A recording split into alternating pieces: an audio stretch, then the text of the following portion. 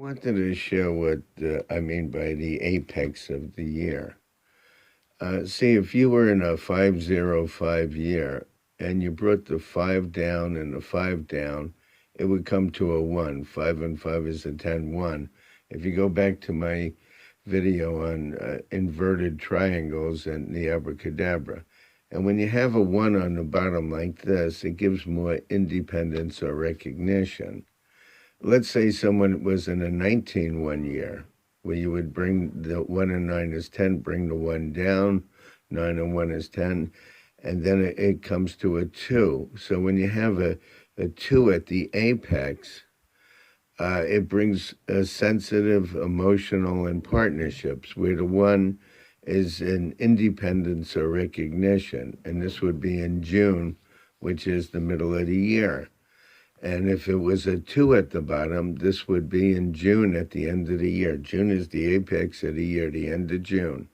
And it would be as sensitive, emotional, and dealing with partnerships. Now, let's say you were in a 32-5 year.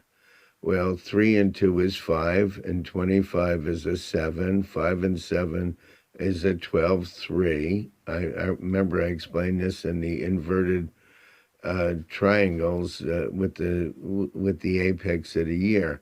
So the apex of this year would be a 3, which would deal with changes in friends, sibling, young people, and social situations. This is my little work test that I that I deal with. Anyway, let's say you were in a 26-8 year. You would bring 2 and 6 is 8, 6 and 8 is 14, which is 5. And 8 and 5 is 13, which is 4.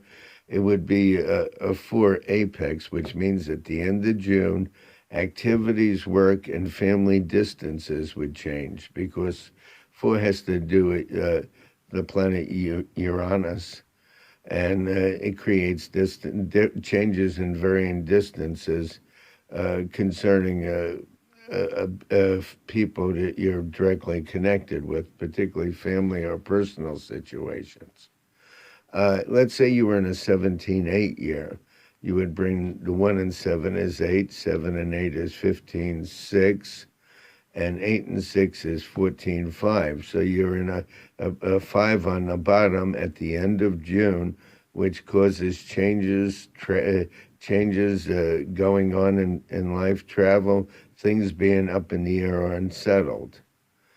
So that would be the conditions at the end of June. And of course, the 17-8 would deal with finances, money, legal or insurance matters.